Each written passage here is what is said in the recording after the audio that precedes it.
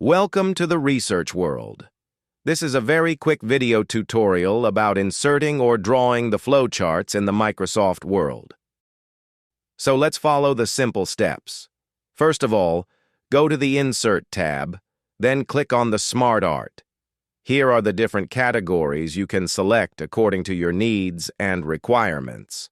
For example, I am going to choose this cycle matrix. Click OK.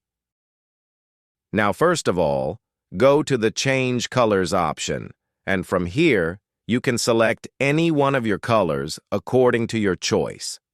For example, I'm going to use this first colorful design for my art. Now simply insert or paste your text here. The text will adjust automatically.